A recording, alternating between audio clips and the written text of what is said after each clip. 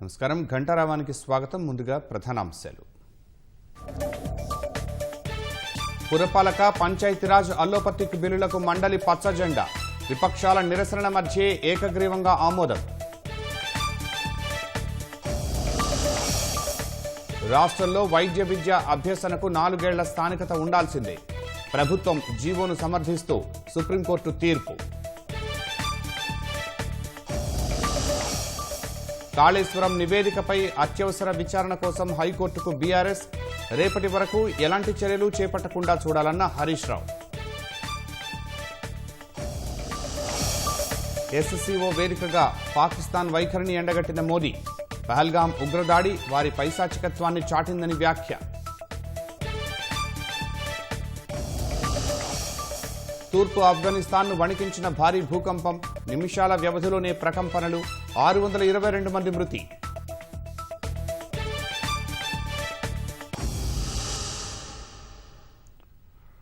తూర్పు ఆఫ్ఘనిస్తాన్లో సంభవించిన భారీ భూకంపంలో 622 మంది మృతి చెందారు. మరో 1000 మందికి పైగా గాయపడ్డారు. 6.0 తీవ్రతతో సంభవించిన భూకంపం ధాటికి అనేక గ్రామాల్లోని ఇళ్లు నేలమట్టమయ్యాయి. ప్రస్తుతం సహాయక బృందాలు అక్కడికి చేరుకుని శిథిలాల కింద చిక్కుకున్న వారి కోసం గాలిస్తున్నాయి. మృతులు, క్షతగాతుల సంఖ్య మరింత పెరిగే అవకాశం ఉందని అధికారులు అనుమానం వ్యక్తం చేశారు.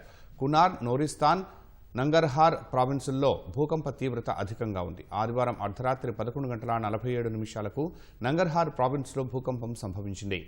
జలాలాబాద్ సమీపంలో 8 కిలోమీటర్ల లోతులో భూకంపం కేంద్రీకృతమై ఉందని అమెరికా జియోలాజికల్ సర్వే తెలిపింది. భూకంప తీవ్రతకు సంభవించిన పలు వీడియోలు సామాజిక మాధ్యమాల్లో వైరల్ అవుతున్నాయి. బాధితులకు అత్యవసర సహాయం అవసరమని పలువురు పోస్టులు పెడుతున్నారు.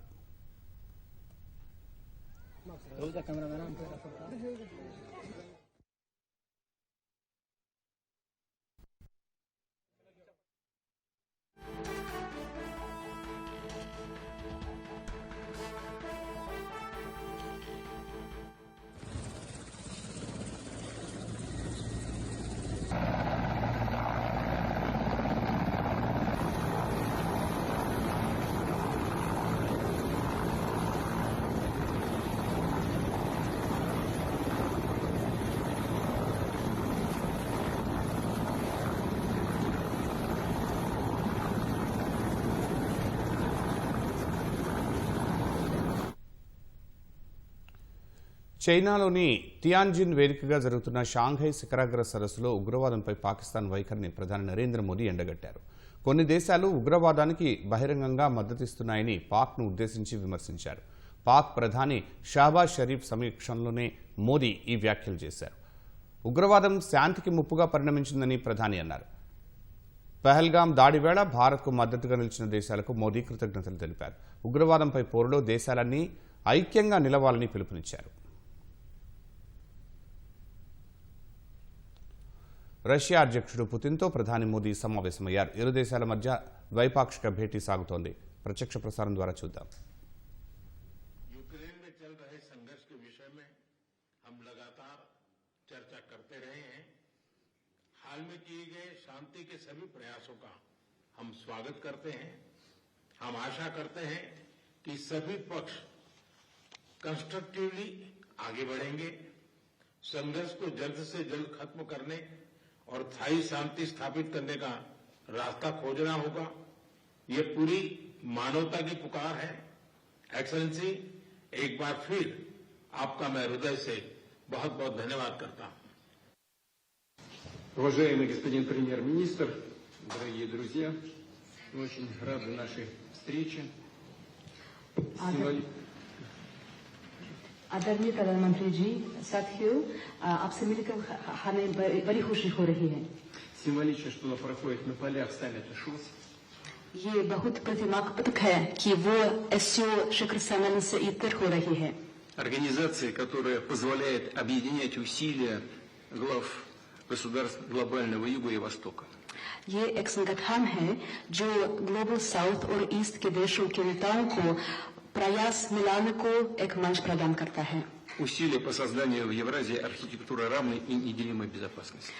यूरेशिया में समान और अविभाज्य सिक्योरिटी ढांचे को बनाने के लिए प्रयासों के लिए एक मंच प्रदान करता है. Уважаемый господин премьер-министр, дорогой друг, 21 декабря исполняется 15 лет со дня принятия совместного заявления, в котором отмечен выход наших отношений на уровень особого привилегированного стратегического партнерства.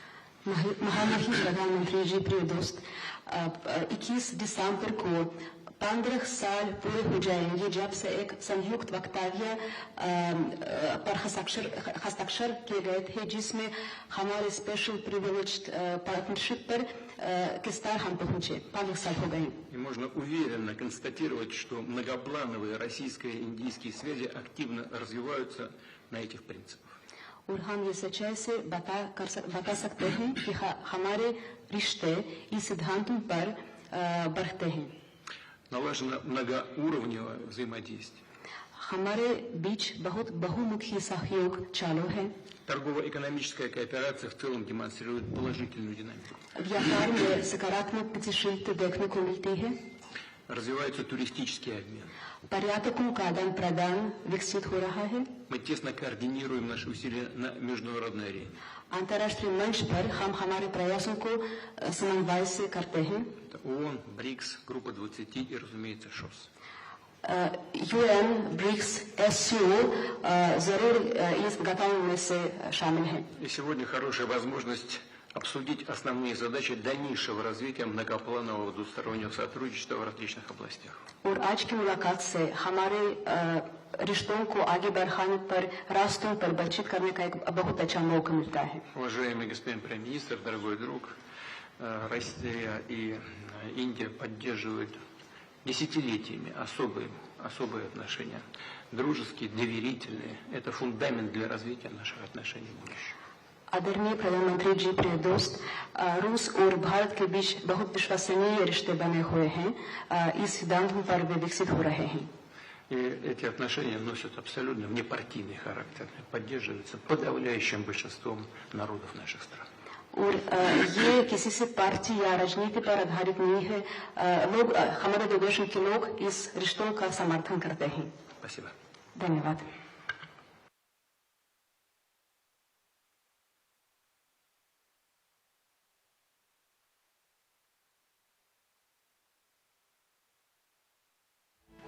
आपसे मिलकर बहुत खुशी हो रही है और मैं हमेशा अनुभव करता हूं कि आपको मिलना मतलब एक यादगार मीटिंग भी होती है. बहुत सी चीजों की जानकारियों का आदान प्रदान करने का अवसर मिलता है. हम लगातार संपर्क में रहे हैं. दोनों पक्षों के बीच नियमित रूप से कई उच्च स्तरीय बैठकें भी हुई है. इस वर्ष दिसंबर में हमारी 23वीं समिट के लिए 140 करोड़ भारतीय उत्सुकतापूर्वक आपका इंतजार कर रहे हैं. एक्सेलेंसी, ये हमारी special and privilege strategic partnership की गहराई और व्यापकता का परिचायक है. कठिन से कठिन परिस्थितियों में भी भारत और रूस हमेशा कंधे से कंधा मिलाकर चले हैं. हमारा करीबी सहयोग न केवल दोनों देशों के लोगों के लिए बल्कि वैश्विक शांति, स्थिरता और समृद्धि के लिए महत्वपूर्ण है. एक्सेलेंसी, यूक्रेन में चल रहे संघर्ष के विषय में हम लगातार चर्चा करते रहे हैं. हाल में किए गए शांति के सभी प्रयासों का हम स्वागत करते हैं. हम आशा करते हैं कि सभी पक्ष कंस्ट्रक्टिवली आगे बढ़ेंगे. संघर्ष को जल्द से जल्द खत्म करने और स्थायी शांति स्थापित करने का रास्ता खोजना होगा. ये पूरी मानवता की पुकार है. एक्सेलेंसी, एक बार फिर आपका मैं हृदय से बहुत बहुत धन्यवाद करता हूं.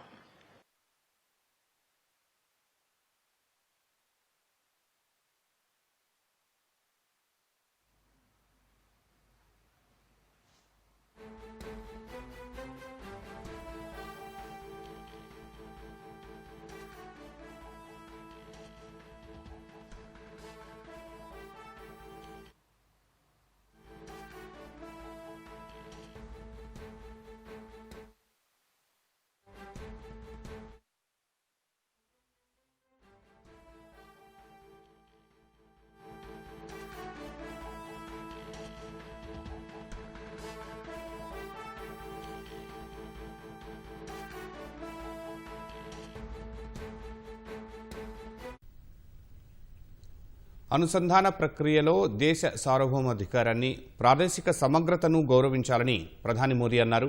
ప్రాదేశిక సమగ్రతను విస్మరించి ముందుకు వెళితే ఆయా దేశాలపై విశ్వాసం పోతుందని చెప్పారు.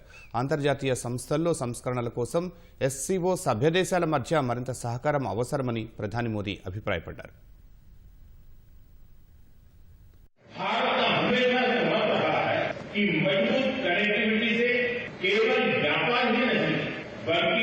विश्वास और विकास के द्वार भी खुलते।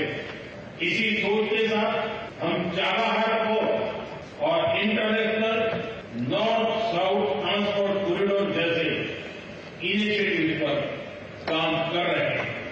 इनसे हम अफगानिस्तान और मध्य एशिया के साथ संपर्क बढ़ा सकते हैं। కాళేశ్వరం ప్రాజెక్టు విచారణను సీబీఐకి అప్పగించడాన్ని నిరసిస్తూ బీఆర్ఎస్ ఎమ్మెల్సీలు శాసన మండలిలో ఆందోళన చేశారు. రాహుల్కి సీబీఐ వద్దు, రేవంత్కి సీబీఐ ముద్దు అంటూ నినాదాలు చేశారు. చైర్మన్ పోడియంను చుట్టుముట్టిన సభ్యులు కాళేశ్వరం కమిషన్ నివేదిక కాగితాలు చించేసి చైర్మన్పై విసిరారు. బీఆర్ఎస్ ఎమ్మెల్సీల జై తెలంగాణ నినాదాలతో మండలి హోరెత్తింది.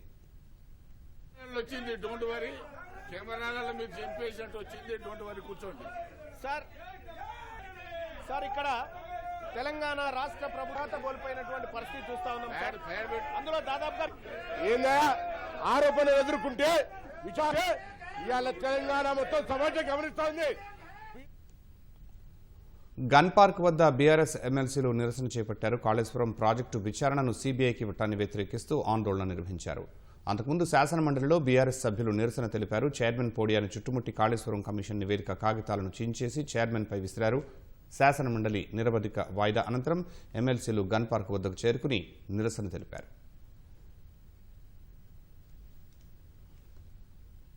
అంతకుముందు మండలిలో బీసీలకు 42% రిజర్వేషన్లు ఇవ్వడం బీఆర్ఎస్ పార్టీకి ఏమాత్రం ఇష్టం లేదని మంత్రి పొన్నం ప్రభాకర్ ఆరోపించారు.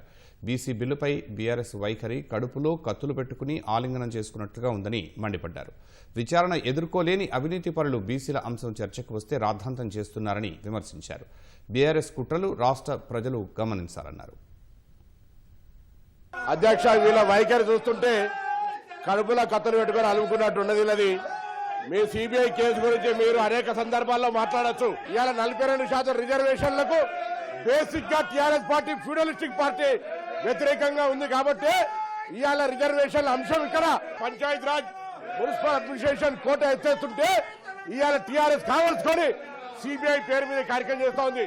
ఇవాళ తెలంగాణ మొత్తం సమాజం గమనిస్తా ఉంది. బీఆర్ఎస్ పార్టీ బీసీల పట్ల ఉన్న వైఖరి, బీసీల పట్ల ఉన్నటువంటి ప్రేమ ఏ విధంగా కనబడుతుందో చూస్తా ఉన్నాం. బీసీలకు సంబంధించి రిజర్వేషన్లు అడ్డుకోవడానికి చేస్తా ఉన్నారు. కాళేశ్వరం ప్రాజెక్టులో అవినీతి జరిగిన మాట వాస్తవం కాబట్టే దాన్ని సీబీఐకి అప్పగించామని పీసీసీ అధ్యక్షుడు మహేష్ కుమార్ గౌడ్ అన్నారు. దీనిపై మాట్లాడేది ఏమీ లేకనే కేసీఆర్ అసెంబ్లీకి రాకుండా మొహం చాటేశారని, హరీష్ కేటీఆర్ మాత్రం అబద్దాలు చెబుతున్నారని మహేష్ ఎద్దేవా చేశారు. కాంగ్రెస్ చిత్తశుద్దితో పనిచేస్తుంది కాబట్టి బీసీ రిజర్వేషన్లను సాధించేందుకు ప్రయత్నించింది అని తెలిపారు. బీసీ రిజర్వేషన్ల కోసం బిల్లు ప్రవేశపెడితే బీఆర్ఎస్ కూడా బీజేపీ లాగానే బిల్లుకు వ్యతిరేకంగా కుట్రలు చేసిందని ఆరోపించారు. ఎన్ని సవాళ్లు ఎదురైనా వాటిని ఎదుర్కొని బీసీ రిజర్వేషన్లు సాధించి తీరుతామని వెల్లడించారు. కాళేశ్వరం ప్రాజెక్టులో అవినీతి జరిగిన మాట వాస్తవం. తెలంగాణ జనంలో 90% పైగా ప్రజలు నమ్మినారు కాబట్టి ఆనాడు టీఆర్ఎస్ ప్రభుత్వం గద్దెదించి కాళేశ్వరం ప్రాజెక్టులో జరిగిన అవినీతి బట్టబయలు చేస్తామని చెప్పినటువంటి కాంగ్రెస్ పార్టీని అధికారం తీసుకురావడం, రేవంత్ రెడ్డి గారు ముఖ్యమంత్రి అవ్వడం జరిగింది. వీళ్ళు నిజాయితీగా నిష్పక్షపాతంగా పీసీ ఘోష్ గారు జరిగిన అవకతవకలన్నీ కూడా లెక్కలతో సహా బయట పెడితే ఇముడ్చుకోలేని కేసీఆర్ ముఖం చాటేస్తే సభకు హాజరైన హరీష్ రావు, కేటీఆర్ అబద్దాలు మాట్లాడుతూ ఉన్నారు. వాస్తవాలు బయటకు వచ్చాయి. లక్షల కోట్ల ప్రజాధనం దుర్వినియోగం జరిగింది. ఇవన్నీ కూడా లెక్కలతో సహా ఘోష్ కమిషన్ బయటపెట్టింది. ఆ కారణంగానే మరి ఎప్పటించో బీజేపీ నాయకులు సిబిఐకి ఇవ్వాలని గొంతెత్తి చాటుతున్నటువంటి విషయం మీకు తెలుసు. ప్రభుత్వం పారదర్శి ఉంది కాబట్టి రాష్ట్ర ప్రభుత్వం విచారణ చేపట్టి ముందుకెళ్తే లొసుకులున్నాయని మీరే అంటారు కాబట్టి మరి సిబిఐకి అప్పచెప్పడం జరిగింది. తెలంగాణలో కాంగ్రెస్ ప్రభుత్వం చిత్తశుద్ధి చాటుకొని సమగ్ర విచారణ చేయడమే కాకుండా చర్యల కోసం సిబిఐకి అప్పచెప్పిన సందర్భం. మరి వాళ్ళ బీజేపీ ప్రభుత్వం కేంద్రంలో ఉంది. మీ నిజాయితీని, మీ నిబద్ధతను చాటుకోండి. వాస్తవాలు బయటపెట్టినటువంటి ఘనత కాంగ్రెస్ పార్టీది. ఇప్పుడు మీ బంతి మీ కోర్టులో ఉంది. మీరు నిజాయితీని చాటుకోవాల్సిందిగా చెప్తా ఉన్నాం. వీళ్ళ కౌన్సిల్లో ప్రతిష్టాత్మకమైనటువంటి బీసీ బిల్లు ఏళ్ల కోరిక 50-60 సంవత్సరాల నుంచి బీసీ బిడ్డలు పోరాడుతూ ఉంటే కాంగ్రెస్ నిబద్ధతతో కుల సర్వే చేయడమే కాకుండా రాహుల్ గాంధీ ఆకాంక్షలు నెరవేరుస్తూ 42% రిజర్వేషన్స్ 2 చట్టాలు అసలు ఆమోదించుకున్నాం, ఆర్డినెన్స్ తెచ్చాం. 2 కూడా బీజేపీ నాయకులు మొకాలడ్డి కేంద్ర ప్రభుత్వం పెండింగ్ లో ఉన్నాయి. వెనకాడుగా వేయకుండా, కాంప్రమైజ్ కాకుండా 42% ఇవ్వాలనేదే చిత్తచిత్తో మళ్ళీ అసెంబ్లీలో నిన్న బిల్లు పెట్టి పాస్ చేసుకోవడం జరిగింది. ఇది కాంగ్రెస్ పార్టీ నిబద్ధత, బీసీల పట్ల ఉన్నటువంటి అకుంఠిత దీక్ష. ఇవాళ కౌన్సిల్లో పెడితే బిల్లు పాస్ అయినకుండా బీఆర్ఎస్ నాయకులు నానా హంగామా చేశారు. దీని వల్ల అర్థమయ్యేది బీఆర్ఎస్ పార్టీ నరాల్లో బీజేపీ పార్టీ లాగానే బీసీలకు వ్యతిరేకంగా పనిచేస్తా ఉంది. ఇలా బీసీల కోసమే బిల్లు తెస్తే కౌన్సిల్ కూడా అది పాస్ కాకుండా నానా యాగి చేసినట్టు బీఆర్ఎస్ ఎమ్మెల్సీల ప్రవర్తన చూస్తే బీసీ బిల్లు పాస్ కాకూడదన్న దురుద్దేశంతో వాళ్ళు నానా యాగి చేసినట్టు సందర్భం. ఏది ఏమైనా కాంగ్రెస్ పార్టీ చిత్తశుద్ధి కాబట్టి కౌన్సిల్ లో కూడా ఆ బిల్లు పాస్ చేసుకున్నాం. ఏళ్ల తరబడి ఏడ్ చేస్తున్నట్టు బీసీల యొక్క కళల్ని సాకారం చేస్తాం. బీఆర్ఎస్ ఎమ్మెల్సీలు మీడియాతో మాట్లాడుతున్నారు. ప్రత్యక్ష ప్రసారం ద్వారా చూద్దాం. కొన్ని రాష్ట్రాలు సాధించుకోలేకపోయినాయి. కారణం సాంకేతికంగా జరిగినటువంటి తప్పుల వల్ల. అందుకనే బీఆర్ఎస్ పార్టీ డే 1 నుంచి కాంగ్రెస్ ప్రభుత్వానికి సలహా ఇస్తూ వచ్చింది. మీరు తమిళనాడు అనుసరించినటువంటి విధానాన్ని అనుసరించండి. మా అధ్యయనంలో తేలింది అనేక రాష్ట్రాలు విఫలం కావడానికి కోర్టుల పరంగా చిక్కులు ఎదురైనాయి కాబట్టి దాన్ని ఓవర్కమ్ అయ్యి 9th షెడ్యూల్లో చేర్పించుకున్నటువంటి ఏకైక రాష్ట్రం తమిళనాడు కాబట్టి దాన్ని ఫాలో కమ్మని అనేక సందర్భాల్లో మేము సూచన ఇస్తే ఇప్పటి వరకు పెడచెవిన పెడతా ఉన్నది ప్రభుత్వం. శాసన మండలి గత సమావేశాల సందర్భంగా 2 సభల సమావేశాల సందర్భంగా ఢిల్లీ స్థాయిలో తీవ్రమైనటువంటి ఒత్తిడి తీసుకురావాలి. మీ ఇండియా కూటమికి ఉన్నటువంటి పార్లమెంటు సభ్యుల్ని, ఈ రాష్ట్రంలో ఉన్నటువంటి అన్ని పార్టీల సభ్యుల్ని, ప్రధానమంత్రిని కలవడం, రాహుల్ గాంధీ గారిని కూడా ఇన్వాల్వ్ చేయడం, తద్వారా ఢిల్లీలో తీవ్రమైనటువంటి ఒత్తిడి వస్తే తప్ప ఇది పరిష్కారం కాదనేటువంటి సూచన కూడా చేయడం జరిగింది. ఇవేవి కూడా పట్టించుకున్నటువంటి దాఖలాలు లేవు. అంటే కాంగ్రెస్ పార్టీకి స్వతహాగా నిజాయితీ నిబద్ధత లేదు. ఈ మాట ఎందుకంటున్నాం అంటే కామారెడ్డి డిక్లరేషన్లో వాళ్ళు అనేక హామీలు బీసీలకు ఇవ్వడం జరిగింది. ఈ రిజర్వేషన్ల విషయంలో కోర్టుల పరమైనటువంటి కొంత ఇబ్బందులు ఉంటే ఉండవచ్చు, దాన్ని అధిగమించడానికి కూడా అవకాశం ఉన్నది. కానీ మాకు ఇస్తామన్నటువంటి సంవత్సరానికి 20,000 కోట్ల రూపాయల చొప్పున 5 సంవత్సరాల కాలంలో 1,00,000 కోట్లతోని బీసీల జీవితాల్లో వెలుగులు నింపుదామనేటువంటి హామీ ఏమైందని ప్రశ్నిస్తా ఉన్నాము. సప్లాన్కు చట్టబద్ధత తీసుకొస్తామనేటువంటి ఆ హామీ ఏమైందని కూడా మేము ప్రశ్నిస్తా ఉన్నాం. మంత్రివర్గంలో 42% రిజర్వేషన్ అమలు చేసేటువంటి విషయంలో వచ్చినటువంటి సాంకేతికపరమైన లేదా చట్టబద్ధమైనటువంటి అడ్డంకులు ఏమున్నాయని మేము ప్రశ్నిస్తా ఉన్నాం. కార్పొరేషన్ చైర్మన్లుగా నియామకాల్లో 42% ఎందుకు ఇవ్వలేకపోతున్నారని గుర్తు చేస్తూ ఉన్నాం. అంటే కాంగ్రెస్ పార్టీకి వెరసి బీసీల విషయంలో నమ్మక ద్రోహం తప్ప చిత్తశుద్ధి లేదనేటువంటి విషయం స్పష్టమైంది. కాబట్టి ఈరోజు కూడా వారి చిత్తశుద్ధిని మేము శంకిస్తూ ఉన్నాం. ఈ మాట ఎందుకు అనాల్సి వచ్చింది అనంటే భూసాని వెంకటేశం కమిషన్ ఇచ్చినటువంటి నివేదికను పబ్లిక్ డొమైన్లో పెట్టాలి. ఆ రోజు శాసన మండలిలో మేము అడిగినప్పుడు తప్పకుండా మీ అందరికి కూడా పెన్ డ్రైవ్ పంపిస్తామనేటువంటి హామీ ఇచ్చింది. అది లొసుగులమయం కాబట్టి, తప్పుల తడక కాబట్టి, ఆ తప్పులన్నీ బయటపడతాయి కాబట్టి దాన్ని కప్పిపుచ్చుకోవడానికి ఈ రోజు వరకు కూడా మాకు పెన్ డ్రైవ్ దానికి సంబంధించినటువంటి నివేదిక ఇచ్చినటువంటి పాపాన పోలేదు. ఈ నివేదిక విషయంలో శాసన మండలికి, శాసనసభకు, సెక్రటేరియట్కు మధ్య ఉన్నటువంటి దూరం 2 కిలోమీటర్లు ఉంటుంది. ఈ నెల రోజుల కాలంలో నత్తరకు ఆ సమాచారం చెప్పి పంపినా కూడా బహుశా ఇక్కడికి తీసుకొచ్చి అప్పచెప్పేంత దూరంలో ఉన్నాము. అంటే నిబద్ధత లేని తనం వల్ల ఇవన్నీ జరుగుతూ ఉన్నాయి. కాబట్టి బీసీల విషయంలో కాంగ్రెస్ పార్టీ చరిత్ర మొత్తం ద్రోహమే. ఈ దేశంలో 50-60% ఉన్నటువంటి బీసీల కులగణన చేసినటువంటి పాపాన పోలేదు, బీసీలకు మంత్రిత్వ శాఖ ఏర్పాటు చేసినటువంటి పాపాన పోలేదు, బీసీ జనాభాకు అనుగుణమైనటువంటి కేటాయింపులు నిధుల కేటాయింపులు చేసినటువంటి పాపాన పోలేదు. దీనికి భిన్నంగా కాలేల్కర్ కమిషన్ నివేదికను అణిచిపెట్టింది కాంగ్రెస్. మండల్ కమిషన్ నివేదిక అమలు చేయాల్సింది పోయి దాన్ని అమలు చేసేటువంటి చర్చ జరుగుతున్నప్పుడు ఆనాడు రాజీవ్ గాంధీ గారు పార్లమెంటులో దాన్ని వ్యతిరేకిస్తూ సుదీర్ఘమైనటువంటి ఉపన్యాసం చేసినటువంటి చరిత్ర కూడా కాంగ్రెస్దే. కాంగ్రెస్ ఆనాడు ఈనాడు ఏనాడు బీసీలను ఓటర్లుగా చూస్తున్నదే తప్ప ఈ సమాజ నిర్మాణంలో ఈ దేశ నిర్మాణంలో బీసీలు చేసినటువంటి సేవకు అనుగుణమైనటువంటి వాటా ఏ రోజు కూడా దక్కిన పాపాన పోలేదు. కాబట్టి ఇవన్నీ కాంగ్రెస్ వల్ల జరిగినటువంటి నిర్వాకం. కాబట్టి మేము చిత్తశుద్ధితో బీఆర్ఎస్ మా నాయకుడైనటువంటి కేసీఆర్ గారు తెలంగాణ రాష్ట్రం వచ్చిన తొలినాళ్లలోనే అత్యంత గౌరవ వేదికలైనటువంటి శాసనసభకు శాసన మండలికి రాజ్యసభ లాంటి అవకాశాలు వచ్చినప్పుడు బీసీలను ఏ రకంగా హక్కున చేర్చుకొని చిన్న కులాలను కూడా గౌరవించినటువంటి చరిత్ర బీఆర్ఎస్ పార్టీది, మా నాయకుడైనటువంటి కేసీఆర్ గారిది. అయితే బీసీలను అణచివేస్తున్నటువంటి చరిత్ర ఇవాళ కాంగ్రెస్ది. అందుకనే మళ్ళీ సూచిస్తున్నాం, హెచ్చరిస్తూ ఉన్నాం, ఎట్టి పరిస్థితులలో 42% రిజర్వేషన్లు హామీ అమలు జరగాల్సిందే. అది మా డిమాండ్ కాదు, మీరిచ్చినటువంటి హామీ. ఆ హామీ మా డిమాండ్, మేమెంతో మాకంత అనేది బీసీలమైనటువంటి మా నినాదం. కాబట్టి మీ రిజర్వేషన్ల అమలు తర్వాత ఖచ్చితంగా మేము మా వాటా కోసం కూడా ఈ దేశంలో జరుగుతున్నటువంటి రాజకీయ పరిణామాల్లో మా వాయిస్ వినిపిస్తాం, అంతిమ న్యాయం సాధించుకుంటాం. మరొక్కసారి చట్టసభల్లో వచ్చినటువంటి ఈ బిల్లుకు బీఆర్ఎస్ పార్టీ మా నాయకుడి ఆదేశం మేరకు మేము మద్దతు ఇచ్చినాం అనేటువంటి విషయాన్ని గుర్తు చేస్తాం. సంగారెడ్డి జిల్లా జహీరాబాద్ బీదర్ అంతర్రాష్ట్ర రహదారిపై ఘోర రోడ్డు ప్రమాదం జరిగింది. కారును లారీ ఢీకొట్టడంతో ఇద్దరు అక్కడికక్కడే మృతి చెందగా మరో 5 తీవ్రంగా గాయపడ్డారు. జహీరాబాద్ పట్టణానికి చెందిన వెంకటేష్ కుటుంబ సభ్యులతో కలిసి న్యాల్కల్ మండలంలో దైవ దర్శనానికి వెళుతుండగా బీదర్ నుంచి జహీరాబాద్ వైపు వస్తున్న లారీ కారును వేగంగా ఢీకొట్టింది. వెంకటేష్, అతని మేనల్లుడు సాయి కుమార్ ఘటనా స్థలంలోనే మరణించారు. తీవ్రంగా గాయపడిన క్షతగాతులను జహీరాబాద్ ఏరియా ఆసుపత్రిలో ప్రాథమిక చికిత్స అనంతరం స్థానిక ప్రైవేట్ ఆసుపత్రికి తరలించారు. ఘటనపై పోలీసులు కేసు నమోదు చేసుకుని దర్యాప్తు చేస్తున్నారు. గుండె సమస్యలతో బాధపడుతున్న చిన్నారులకు నిమ్స్ ఆసుపత్రి శుభవార్త చెప్పింది. నిమ్స్ ఆధ్వర్యంలో సెప్టెంబర్ 1 నుంచి 21 వరకు వైద్య శిబిరాన్ని నిర్వహించనున్నట్టు ప్రకటించింది. బ్రిటన్ వైద్యుల బృందం 20 రోజుల పాటు ఆసుపత్రిలో ఉచితంగా వైద్య సేవలు అందించనున్నట్టు నిమ్స్ డైరెక్టర్ బీరప్ప పేర్కొన్నారు.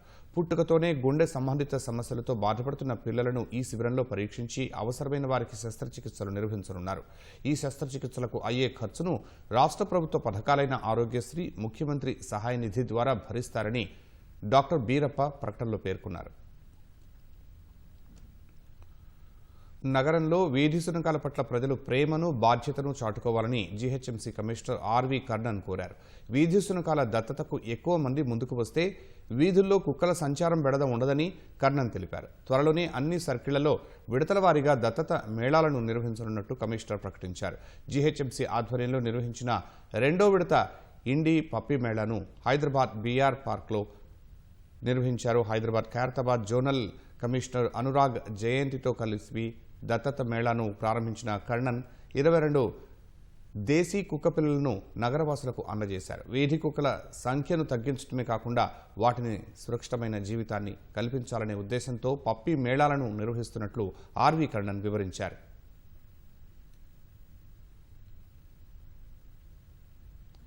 యాదగిరిగుట్ట శ్రీ లక్ష్మీ నరసింహస్వామి ఆలయ సేవలకు అరుదైన అంతర్జాతీయ గుర్తింపు లభించింది. యాదగిరిగుట్ట సేవలను అభినందిస్తూ ఆలయ బోర్డుకు కెనడా ప్రధాని మార్క్ కార్నీ లేఖ రాశారు. కెనడాలోని ఒట్టావా నగరంలోని శ్రీ లక్ష్మీ నరసింహస్వామి దేవాలయంలో ఇటీవల జరిగిన స్వామివారి కళ్యాణం తీరుతెన్నులను ఆయన ప్రత్యేకంగా అభినందించారు. హిందూ సంస్కృతి, ఆధ్యాత్మికత, ఐక్యతను ప్రశంసించారు.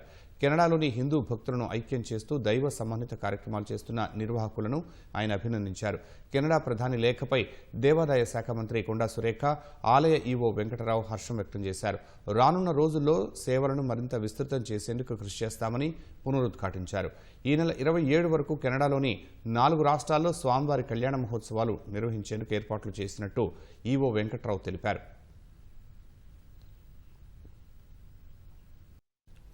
మెదక్ జిల్లాలో ఉన్న ప్రసిద్ధ పుణ్యక్షేత్రం ఏడుపాయల ముందు ఉన్న మంజీరా నదీ పాయ 18 రోజులుగా అమ్మవారి పాదాలను స్పృశిస్తూ ప్రవహిస్తోంది.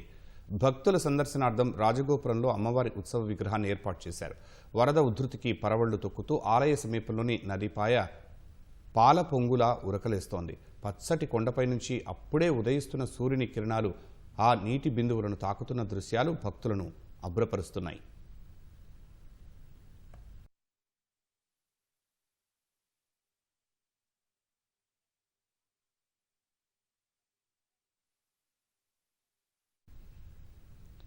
అదో చిన్న పల్లె, చుట్టూ పచ్చని పొలాలతో, పాడి పశువుల సంపదతో, వ్యవసాయమే జీవనాధారంగా అక్కడ బతుకుతున్న గిరిజనులు. కానీ ఇప్పుడు ఎటు చూసినా ప్రకృతి విలయతాండవ దృశ్యాలే దర్శనమిస్తున్నాయి. ఆ ఊరిలో పైరుకు ప్రాణం పోసే చిన్నవాగు ఎడతెరిపి లేని వానలకు ఉగ్రరూపం దాల్చి పల్లె స్వరూపాన్ని మార్చేసింది. ఇది మెదక్ జిల్లా హవేలీ ఘన్పూర్ మండలం దూబ్సింగ్ తండా కన్నీటి గాథ.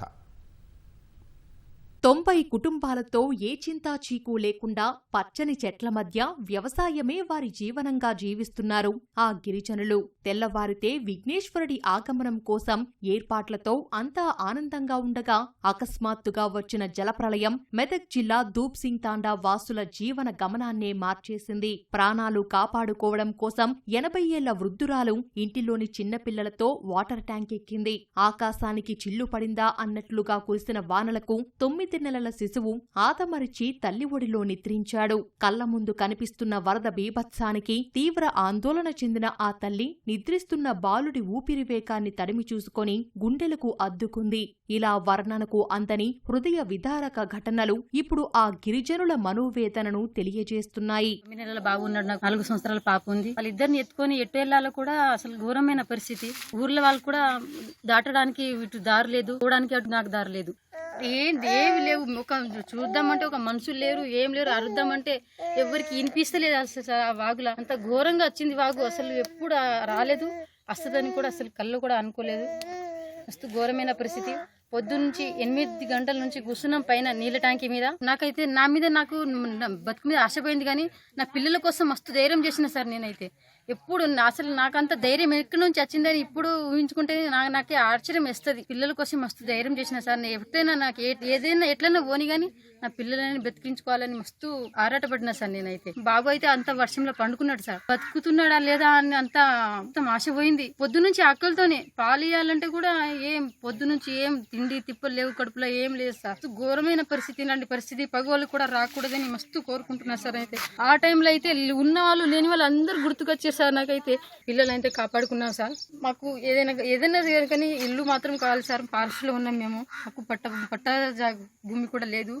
ఇల్లు ఎట్లయినా ఇల్లు ఇప్పాలని కోరుకుంటున్నాం. ఈడికైతే మేమైతే ఉండం సార్. ఇక మేము ఈడికెళ్ళి సాలిస్తున్నాము. ఇక చచ్చిపోతాం అనుకున్నాం సార్. ఇక మొత్తం ఈడికెళ్ళి అంతక ఇక బతుకుడు ఏంది ఇది నేలకు చూసి సముద్రం అయిపోయింది సార్. మేము బతుకము ఇక టాకే కూలిపోతుంది అనుకున్నాము, చచ్చిపోతాము నిన్న నుంచి.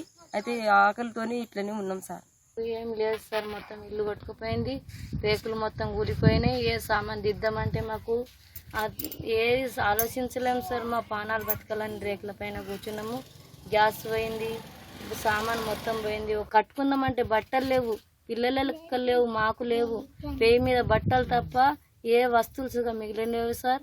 మేము ఇల్లు కట్టుకోవడానికి డబ్బులు తెచ్చుకుంటే సుగా డబ్బులు సుగా బ్యాగులు వేస్తే డబ్బులు సుగా కొట్టుకుపోయినాయి సార్. 30,000 తెచ్చినాం సార్. ఇప్పుడు ఏం తినాలి, మేము ఎట్లా బతకాలి, మా పిల్లల భవిష్యత్తు ఎట్లా, మేము ఎట్లా చేయాలి సార్?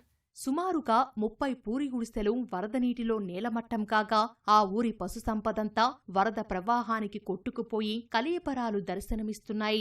ఆరుగాలం కష్టపడి సాగు చేసిన పచ్చని వరి పైరు మీద ఇసుక మేటలు వేసిందని రైతులు కన్నీటి పర్యంతమవుతున్నారు. కొద్ది రోజుల్లో చేతికి రావాల్సిన 25 ఎకరాల చెరుకు పంట వరద ధాటికి నేలమట్టమైంది. వరద బీభత్సానికి రోడ్డు ఛిద్రమై ఇతర గ్రామాలతో సంబంధాలు తెగిపోయాయి. 3 రోజుల జలదిగ్బంధంలో సర్వస్వం కోల్పోయి ప్రభుత్వ సాయం కోసం బిక్కుబిక్కుమంటూ ఎదురు చూస్తున్నారు ఆ తండావాసులు. వరద ప్రభావం తగ్గినా బురద నిలిచిన ఇళ్లల్లో బియ్యం, నిత్యావసర సరుకులు తడిసి ముద్దయ్యాయి. చెరుకు తోట ఇప్పుడు మాకు ఇంకో నెల అయితే కొట్టే టైం ఉండే సార్. కొట్టే టైంలో ఇప్పుడు వరద వచ్చేసి మొత్తము నాశనం పట్టించింది మాకు. అది చాలా మాకు బాధాకరం సార్. అది చాలా ఇప్పటికే బాధాకరం ఉంది. ఇక్కడ రైతులు వచ్చేసి 15 మంది రైతుల వరకు ఉన్నారు సార్ మా దగ్గర, చెరుకు తోట రైతులు. అందరికీ అదే పరిస్థితి ఉంది సార్. ఎవరికి బాగాలేదు, మొత్తం అందరికీ తోటలు అన్ని కిందనే పోయినాయి, మొత్తం వేర్లతో సహా బయటకు వచ్చేసినాయి. గవర్నమెంట్ గిన మాకు చెరుకు తోట ఉన్నోళ్ళకి గిన కొంతవరకు సహాయం చేస్తే మాకు గిన ఏదో కూలి కైకిలో ఏదో బయటకు పడతామనేసి గవర్నమెంట్ ను కోరుతా ఉన్నాం సార్. వరద రావడం వలన మొత్తం కొట్టుకుపోవడం జరిగింది. ఇసుక తెప్పులు మొత్తం వేర్లు అనేది మొత్తం తేలినాయి. ఇసుక ఇది చేయడం వలన మాకు పంట బాగా నష్టం పెరిగింది. మినిమం అంటే 150 ఎకరాలు దగ్గర ఉండొచ్చు. ఇప్పుడు ఇక్కడ కొట్టుకుపోవడం అనేది చాలా బాధాకరం. అది మేము కోరుకునేది ఏంటంటే నష్టపోయిన తర్వాత కూడా ప్రభుత్వం వెంటనే స్పందించి మాకు కూడా ఏమైనా నష్టపరిహారం అందిస్తారని మేము కోరుకుంటున్నాం ప్రభుత్వం తరఫున కూడా. మేము దగ్గర ఈడ 90 కుటుంబాలు ఉంటారు. మాకు ప్రభుత్వం తరపు నుంచి ఇక్కడ ప్లేస్ నుంచి తీసేసి వేరే ప్లేస్ కాడ తండను ఏర్పాటు చేస్తే ఎంతో మంచిగా ఉంటుందని మేము ప్రభుత్వాన్ని కోరుకుంటున్నాము. వానాకాలం వస్తే తమ పరిస్థితి ఎప్పుడూ అగమ్యగోచరంగానే ఉంటుందని వారు ఆవేదన వ్యక్తం చేస్తున్నారు. వాగుపై అసంపూర్తిగా ఉన్న వంతెన పూర్తి చేసినట్లయితే తమకు ఈ నష్టం జరిగేది కాదని వాపోతున్నారు. ఎలాగైనా ప్రభుత్వమే ఆదుకోవాలని, పక్కా ఇల్లు నిర్మించి తండాను వేరే చోటికి తరలించాలని కోరుతున్నారు. పెద్దపల్లి జిల్లాలోని శ్రీపాద ఎల్లంపల్లి ప్రాజెక్టుకు వరద ఉధృతి కొనసాగుతోంది. శ్రీరామ్ సాగర్ ప్రాజెక్టు నుంచి 30,450 క్యూసెక్లు, నదీ పరివాహక ప్రాంతాల నుంచి 74,966 క్యూసెక్ల వరద నీరు వచ్చి చేరుతోంది. దీంతో ప్రాజెక్టు 22 గేట్లు తెరిచి 38,646 క్యూసెక్ల నీటిని దిగువకు వదులుతున్నారు. ప్రాజెక్టు పూర్తిస్థాయి నీటి సామర్థ్యం 20.175 టీఎంసీలకు గాను ప్రస్తుతం 17.119 టీఎంసీల నీరు నిల్వ ఉంది. ప్రాజెక్టు పూర్తిస్థాయి నీటి మట్టం 148 మీటర్లు కాగా ప్రస్తుతం 146.89 మీటర్లకు చేరుకుంది. నదీ పరివాహక ప్రాంతాల్లోని ప్రజలు అప్రమత్తంగా ఉండాలని అధికారులు హెచ్చరికలు జారీ చేశారు. ఎవరు నది వైపునకు వెళ్లవద్దని సూచిస్తున్నారు. నిర్మల్ జిల్లాలోని కడెం ప్రాజెక్టుకు వరద పోటెత్తుతోంది.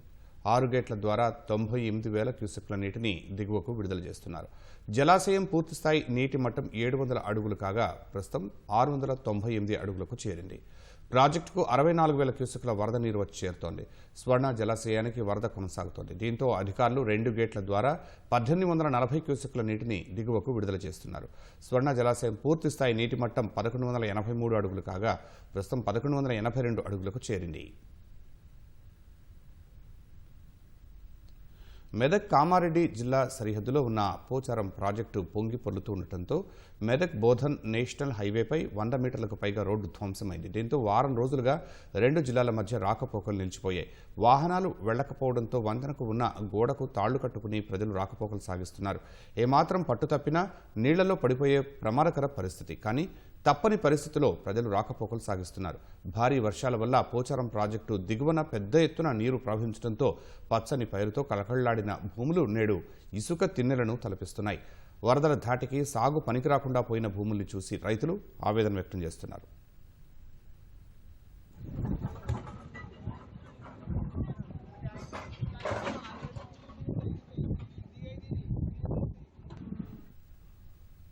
నిర్మల్ జిల్లాలో కురిసిన భారీ వర్షాల కారణంగా వందల ఎకరాల్లో పంట నష్టం వాటిల్లింది. బాసర మండలం బిద్రేలి గ్రామంలో వాగు ఉధృతంగా ప్రవహించడంతో సోయా, పత్తి పంటలు దెబ్బతిన్నాయి.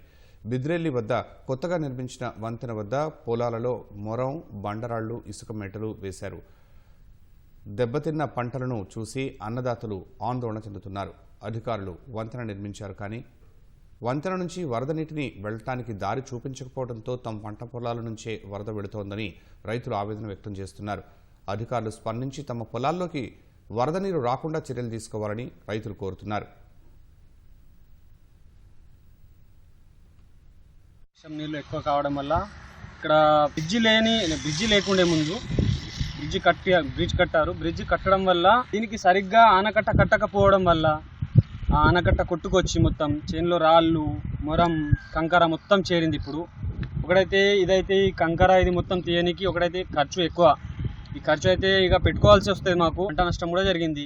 తొందరగా అధికారులు దీనికి స్పందించి ఈ ఆనకట్ట ఇది ఏదైతే కట్ట ఉందో ఆ కట్ట కట్టేసి కానీ తక్షణమే దీనికి తగిన చర్యలు తీసుకొని దీనికి మాకు కంపెన్సేషన్ కంపల్సరీ ఇప్పియాల. అదో పురపాలిక అసలే అస్తవ్యస్తమైన మురుగునీటి వ్యవస్థ. వర్షాకాలం వస్తే ప్రధాన రహదారులు, వీధుల్లో మురుగునీరు పారుతూ పట్టణవాసుల ముక్కుపుటాలు అదిరేలా దుర్గంధం. కొత్తగూడెం జిల్లా ఇలెందు పురపాలిక ప్రజల పరిస్థితి. ఏళ్లుగా పేరుకుపోయిన సమస్యకు శాశ్వత పరిష్కారం చూపేందుకు బుగ్గవాగు ప్రక్షాళన ఎట్టకేలకు ముందడుగు పడింది. 4 కోట్ల నిధులతో బుగ్గవాగు ప్రక్షాళనకు బల్దియా శ్రీకారం చుట్టగా అది ప్రారంభానికే పరిమితమైంది. ఫలితంగా ప్రస్తుత వర్షాకాలంలోనూ మురుగు కష్టాలు తప్పేలా లేవని పట్టణవాసులు వాపోతున్నారు. భద్రాద్రి కొత్తగూడెం జిల్లా ఇల్లందు పట్టణం నడిబొడ్డున ఉన్న బుగ్గవాగు దుర్గంధంతో పట్టణ ప్రజలకు ఏళ్లుగా ఇక్కట్లు తప్పడం లేదు.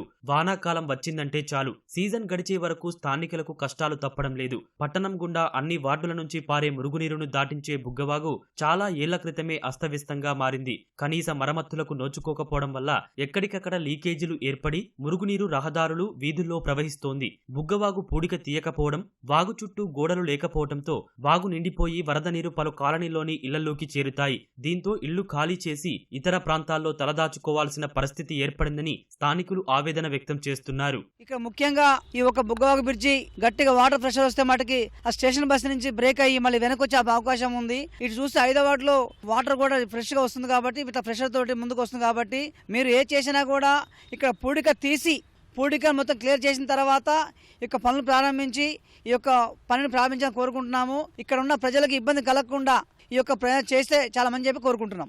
ముఖ్యంగా బుగ్గవాగును చూసుకున్నప్పుడు ఈ బుగ్గవాగు అనేది ఎంకరేజ్మెంట్స్కి లోనై వచ్చేటువంటి వాగు చాలా ఉధృతితో వస్తుంది.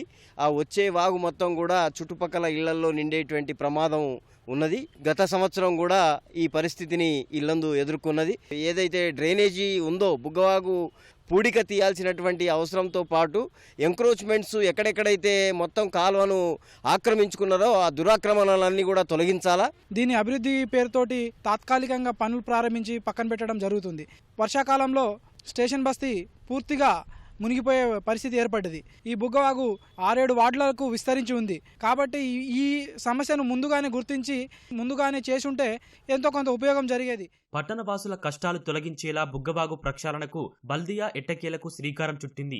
4 కోట్ల నిధులతో బుగ్గవాగు ప్రక్షాళన పనులు చేపట్టింది. టెండర్లు పూర్తయి దాదాపు 7 నెలలు గడుస్తున్నా ఎక్కడ వేసిన గొంగడి అక్కడే అన్నట్లు పరిస్థితి ఉంది. సంబంధిత శాఖ అధికారులు పూర్తిగా నిర్లక్ష్యం వహిస్తుండటంతో పనుల్లో జాప్యం నెలకొందని ఆరోపణలు వ్యక్తమవుతున్నాయి. పనులు అలంకార ప్రాయంగా ఉండడం తప్ప బుగ్గవాగు ప్రవహిస్తున్న మొత్తం ప్రాంతానికి సమస్య పరిష్కరించేలా లేదని రాజకీయ పార్టీ నాయకులు అంటున్నారు. శాశ్వత పరిష్కారం లభించేలా పనులు చేపట్టాలని ఆ దిశగా అధికారులు ఆలోచించాలని కోరుతున్నారు.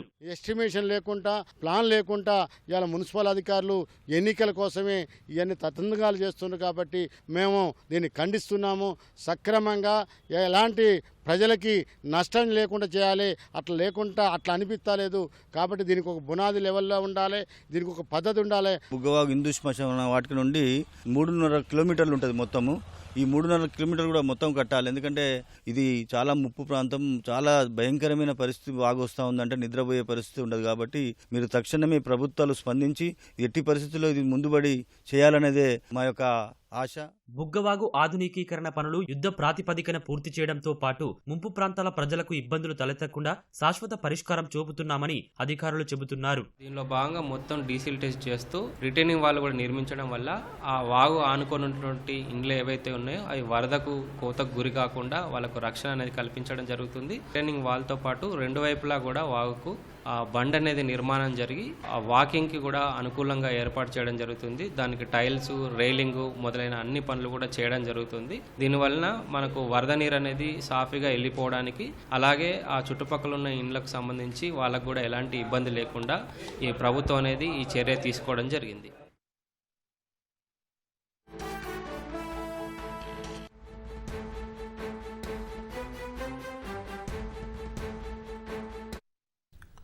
తెలంగాణ ఎడ్యుకేషన్ పాలసీ రూపకల్పనకు కమిటీని ప్రభుత్వం ప్రకటించింది. డాక్టర్ కె శివరావు చైర్మన్గా కమిటీ ఏర్పాటు చేసింది. దీనికి సంబంధించి మరింత సమాచారం మా ప్రతినిధి రమ్యను అడిగి తెలుసుకున్నాం. రమ్య, తెలంగాణ ఎడ్యుకేషన్ పాలసీ రూపకల్పనకు కమిటీ ఏర్పాటుపై మీ వద్ద ఉన్న సమాచారం ఏంటి?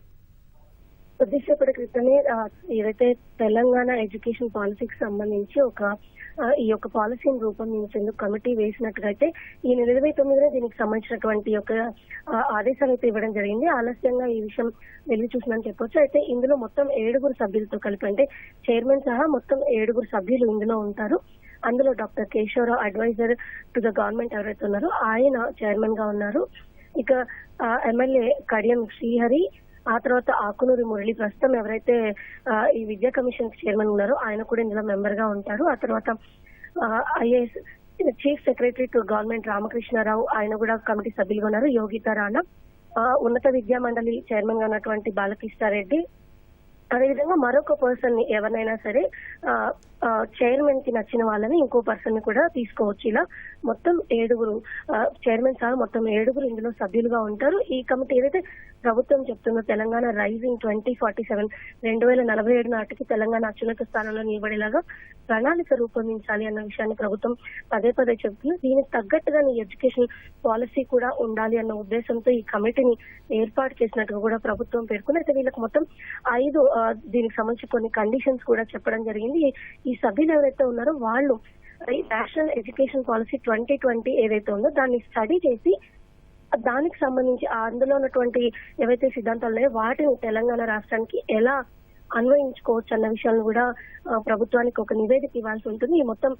ఈ నివేదికని ఈ మొత్తం 7 సభ్యులు ఎవరైతే ఉన్నారో వీళ్ళు ఈ యొక్క స్టడీ మొత్తం పూర్తి చేసి ఈ ఏడాది అక్టోబర్ 30 నాటికి ప్రభుత్వానికి ఒక రిపోర్ట్ కూడా సబ్మిట్ చేయాలని చెప్పేసి ఈ యొక్క ఏదైతే కమిటీని ఫామ్ చేస్తూ ఒక లేఖని విడుదల చేశారో దాంట్లో పేర్కొనడం జరిగింది. ఈ టర్మ్స్ కనుక మనం చూసినట్లయితే ప్రధానంగా నేషనల్ ఎడ్యుకేషన్ పాలసీ 2020ని స్టడీ చేయడంతో పాటు దాన్ని తెలంగాణ రాష్ట్ర విద్యార్థులకి ఏ విధంగా అన్వయించుకోవచ్చు అన్న విషయాన్ని ఒకటి తెలియజేయాల్సి ఉంటుంది. ఆ తర్వాత జాబ్ మార్కెట్ అనేది పెరుగుతూ ఉంది.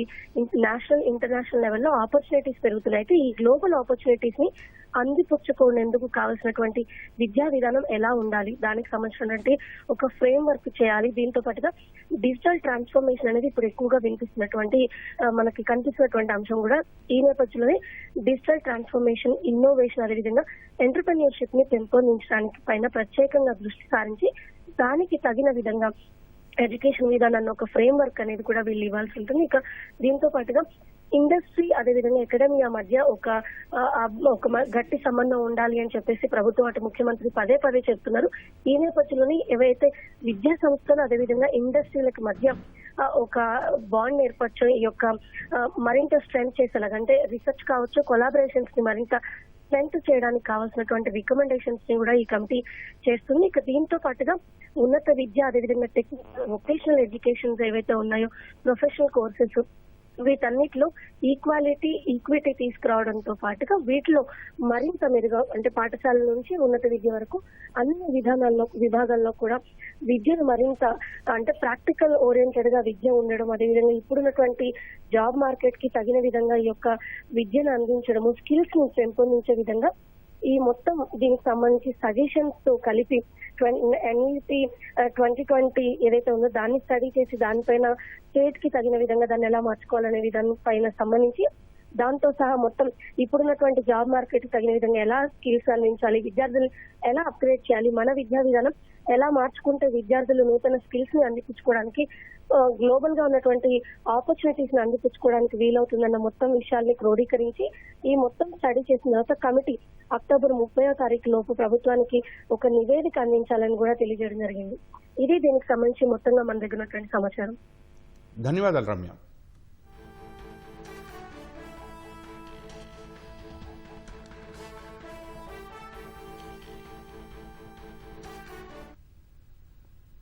మేడ్చల్ మల్కాజ్గిరి జిల్లా పేట్ బషీర్బాద్ పోలీస్ స్టేషన్ పరిధిలో తెల్లవారుజామున ఓ కారు అతివేగంగా వచ్చి ఓ షాపింగ్ మాల్లోకి దూసుకువెడింది. ఈ ఘటనలో షోరూం ముందు ఉన్న అద్దాలు ధ్వంసమయ్యాయి. అనంతరం నిందితులు కారుతో సహా పరారయ్యారు. సమయానికి షోరూంలో ఎవరూ లేకపోవడంతో పెను ప్రమాదం తప్పింది. డ్రైవర్ నిర్లక్ష్యంగా కారు నడపడం వల్లే ప్రమాదం జరిపినట్లు తెలుస్తోంది. కారు ఢీకొట్టిన దృశ్యాలు సీసీటీవీ ఫుటేజ్లో నమోదయ్యాయి. షాపింగ్ మాల్ యాజమాన్యం ఫిర్యాదు మేరకు పోలీసులు కేసు నమోదు చేసుకుని దర్యాప్తు చేస్తున్నారు.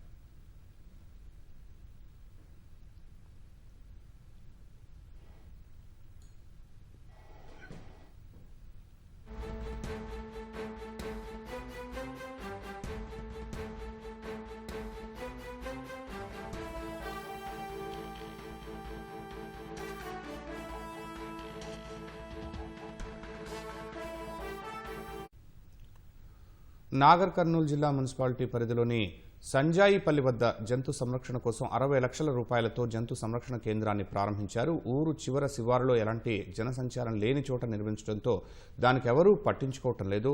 ఆ కేంద్రానికి వెటర్నరీ డాక్టర్, ఇతర సిబ్బంది సామగ్రి లేకపోవడంతో ఎక్కడ వేసిన గొంగడి అక్కడే అన్న చందంగా జంతు సంరక్షణ కేంద్రం ఉంది. దీనిపై స్థానికులు తీవ్ర అభ్యంతరం వ్యక్తం చేస్తున్నారు. వీధుల్లో కుక్కల బెడదతో ప్రజలు భయభ్రాంతులకు గురవుతూ ఉంటే అధికారులు మాత్రం నిమ్మకు నీరెత్తినట్లు వ్యవహరిస్తున్నారని మండిపడుతున్నారు.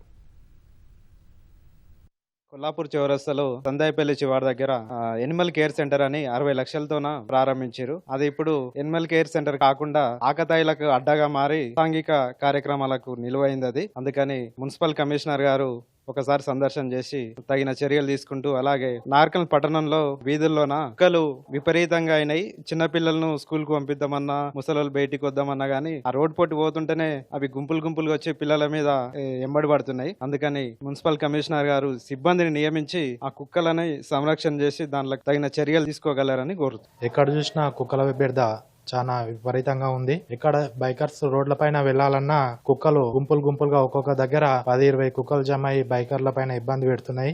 ఈ కుక్కల బెడద తగ్గించాలి. కుక్క పిల్లలకు కూడా వ్యాక్సిన్ ఇస్తే ఈ ర్యాబిస్ వైరస్ నుండి మనం కొంచెం ఈ ప్రమాదం నుండి బయటపడే అవకాశాలుంటాయి. ఉత్తరాఖండ్లో కొన్ని రోజులుగా కురుస్తున్న భారీ వర్షాలకు పలుచోట్ల కొండ చర్యలు విరిగిపడుతున్నాయి. తాజాగా కేదార్నాథ్ జాతీయ రహదారి మార్గంలో కొండ చర్యలు విరిగిపడి 2 మృతి చెందారు. మరో 6 గాయపడ్డారు. ముంకటియా సమీపంలో వాహనం ప్రయాణిస్తుండగా అకస్మాత్తుగా కొండ చర్యలు విరిగిపడ్డాయి.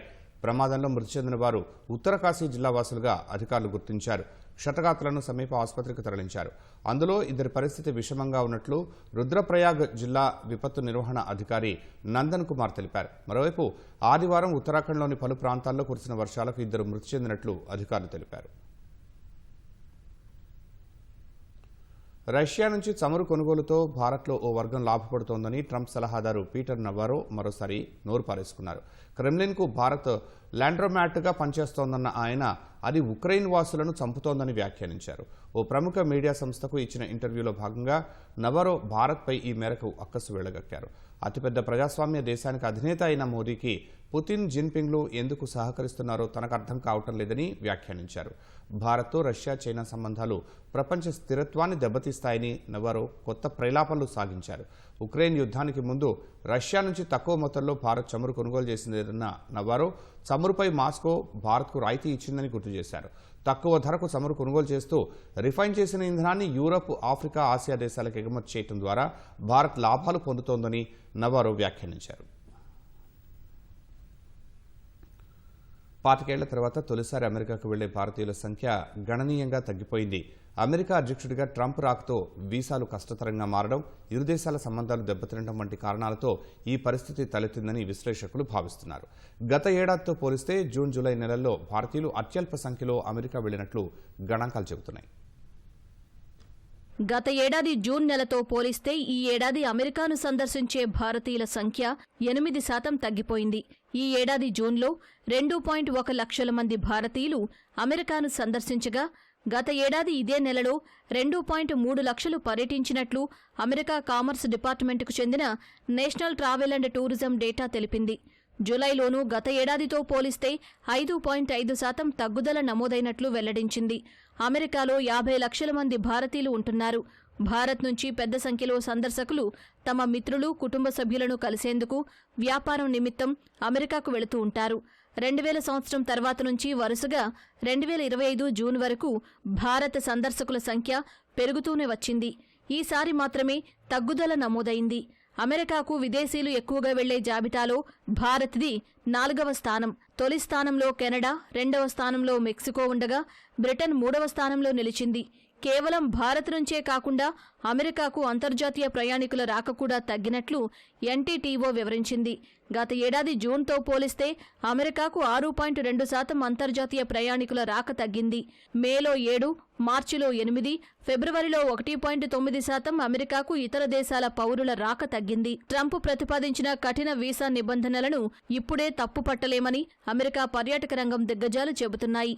కానీ ఇదే పరిస్థితి కొనసాగితే మాత్రం అనుమానించాల్సిందేనని చెబుతున్నారు. ముఖ్యంగా విద్యార్థి విభాగం వీసాల్లో తగ్గుదల భారీగా ఉన్నట్లు ట్రావెల్ సంస్థలు చెబుతున్నాయి. వీటికి జాప్యాలే కారణమని అంటున్నాయి. గూగుల్ తన 250 కోట్ల మంది జీమెయిల్ వినియోగదారులకు కీలక హెచ్చరిక జారీ చేసింది. సైబర్ సెక్యూరిటీని బలోపేతం చేసేందుకు వెంటనే పాస్వర్డ్లు మార్చుకోవాలని వారందరికీ సూచించింది. అలాగే 2 స్టెప్ వెరిఫికేషన్ తప్పనిసరి అని తెలిపింది. హ్యాకింగ్ ప్రయత్నాలు గణనీయంగా పెరగడంతో ఈ హెచ్చరిక చేసినట్లు గూగుల్ తెలిపింది. వీటి వెనుక షైనీ హంటర్స్ అనే అంతర్జాతీయ హ్యాకర్ల ముఠా ఉన్నట్లు గుర్తించామని వెల్లడించింది. 2020 నుంచి క్రియాశీలకంగా ఉన్న ఈ గ్రూప్నకు ఇప్పటికే AT&T, Microsoft, Santander, ticket master వంటి సంస్థల డేటా లీక్ కేసుల్లో ప్రమేయం ఉంది. వీరు ఫిషింగ్ పద్ధతిని ప్రధాన ఆయుధంగా వాడుతూ ఉంటారు. నకిలీ మెయిళ్లు పంపి యూజర్లను వేరే లాగిన్ పేజీల్లోకి మళ్లించడం, సెక్యూరిటీ కోడ్లు సహా కీలక సమాచారాన్ని దోచుకుంటారు. అటు బ్యాంకింగ్, షాపింగ్, సోషల్ మీడియా అకౌంట్లు వంటి అన్ని ప్రధాన ఆన్లైన్ సర్వీసుల్లోనూ 2 స్టెప్ వెరిఫికేషన్ను ఎనేబుల్ చేసుకోవాలని సైబర్ నిపుణులు చెబుతున్నారు.